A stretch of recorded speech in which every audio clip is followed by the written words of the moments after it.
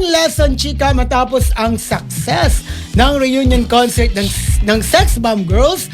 Mukhang hihiritan pa ito ng grupo ng Part 3. Sa kabila naman nito, inalala naman ni Rochelle Pangilinan ang mga producer na tumangging gawin ang concert nila. Grabe ha? Panoorin natin to. Roll BTR.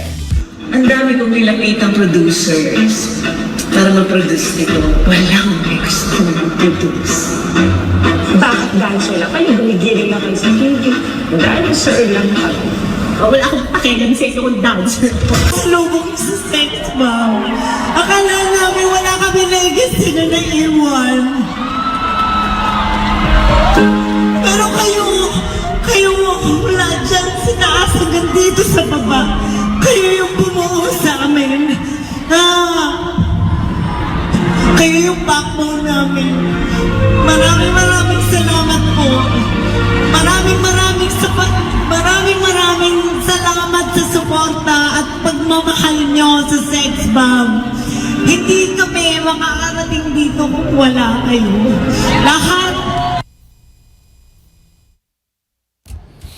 Ayun, napaka-successful nga ng concert ng Sex Bomb Girls. Diba? 2 gabi sa Araneta Coliseum. Yung isa sa ano na, sa MOA na yata. MOA na yung isa. Part 3.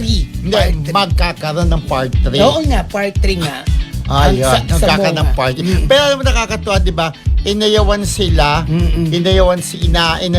na si Rochelle mismo ang naghanap ng producers pero walang gustong i-produce sila. Dahil syempre isipin nga naman tapos panahon ng Sex Bombs. Isipin nila yung producer panahon na ngayon ng Bini. Kaya ay, Diyos ko, ang sakit naman yung talaga Parang sa kanila. walang gustong mag-produce. Siyempre, nalungkot si Rochelle, di ba? So, ang ginawa nila, nag-ambag-ambagan Nag-ambag, sila. correct. May pera naman sila, no? Pero ang sabi pa nga niya, di ba? Ang sabi pa nga niya, kung kami ang performance namin ay hindi lang 100%, 300% ang binibigay namin sa inyo dahil ganun ang pagmamahal na pinakita niyo sa amin, di ba? Kaya talagang hindi niya maiiwasan na maiyak talaga. Yun ang tinatawag na tears of joy. Correct. Nakita ko, hindi ako nakapanood yan, BFF, pero nakita ko dun sa mga TikTok, grabe, parang alon sa daming Grabe tao. ang mga tao talaga, nasabik talaga sila sa Sex Bomb. Correct. Kaya, grabe talaga ang pagkasabik ng mga fans nila. Correct. At saka yung mga tao din, mga audience talaga alam nila yung yung katang spaghetti pababa, spaghetti pababa. At saka isa pa, itaktak mo.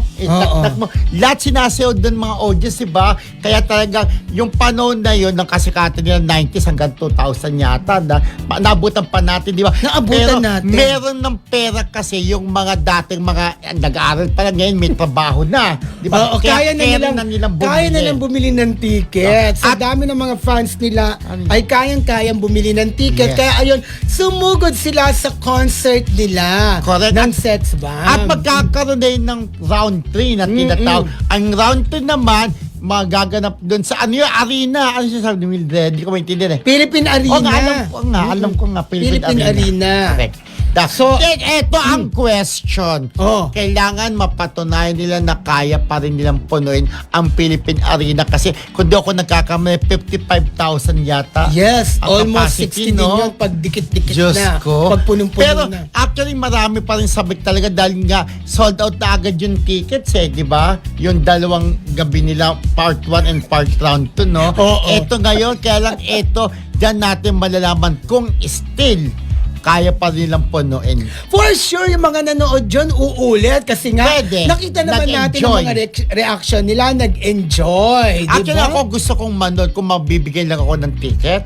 Manonood ako para kasi nabutan natin. So, hindi ka bibili? Hindi ako bibili. Ay, gusto mo kasi talaga libre. Mapapanood ko na naman sa YouTube, gagastos pa. Charas. Ay, dapat daw tumulong ka sa Yes, susuporta naman ako. Pero kung libo-libo, maging practical, ibibili ko na lang ng grocery kaysa mamamasahe pa ako papunta sa arena. Correct. Although nag-enjoy ako. Pero ako, alam ko naman, iba pa yung mga tagahanga ng Sex Bomb. Iba pa rin talaga yung mapapanood nila ng personal. Pas mag-enjoy ka kaysa yung napapadbal sa mga video-video. May mga nakita rin ako sa video na umiiyak yung ibang fans nila. Syempre. Ganun talaga. Ganun pagka nakita ko nga si Ate Kay, di ba, pagka nakita mo, ganun ka paghanga mo, iiyak ka pa. Ay, nakita ko na personal yung idol ko.